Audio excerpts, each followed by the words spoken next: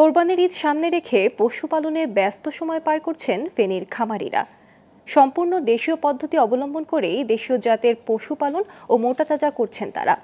ভালো দাম পাওয়ার আশায় দিন রাত পরিচর্যা করছে গৃহস্থরা। গোখাদ্যের দাম বেশি হওয়ায় কিছুটা শঙ্কা থাকলেও লাভের আশা খামারিদের। ফেনী থেকে রফিকুল ইসলামের তথ্যচিত্রে ডেস্ক রিপোর্ট। কোরবানির ঈদ ঘনিয়ে এলেই সীমান্ত দিয়ে অবৈধভাবে আনা হয় গবাদি পশু। এসব পশু নিয়ে আসার কারণে ক্ষতিগ্রস্ত হন খামারিরা। এর কারণে ছড়িয়ে পড়ে রোগবালাই। অবৈধ এ অনুপ্রবেশ ঠেকানো গেলে উপকৃত হবে দেশীয় সাধারণ খামারিরা। এবছর তাপদাহের কারণে পশু লালন পালনের খরচও বেড়েছে। খানা দিয়ে সকাল বিকাল দুই বেলা অতিরিক্ত গরম আর সবসময় কারেন্ট থাকে না। কারেন্ট না থাকার কারণে জেনারেটর চালাতে হয়। খাদ্যের দাম গত বছরের চেয়ে এই বছর অনেক বেশি। 1700 বস্তা মনে করেন যে 2300-2400।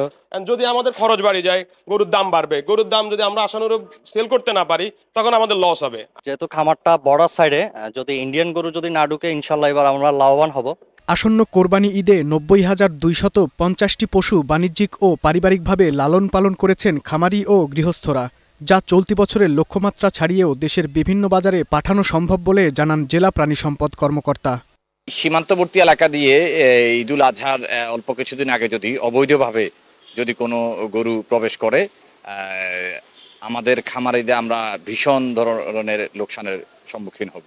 সীমান্তবর্তী উপজেলায় আমরা আমাদের অফিসারদেরকে নিয়ে আমরা বৈঠক করেছি এবং তাদেরকে সবসময় মনিটরিংয়ে আছে, যাদের সীমান্ত এলাকা দিয়ে অবৈধভাবে কোনো প্রাণী আমাদের দেশের মধ্যে প্রবেশ করতে না পারে।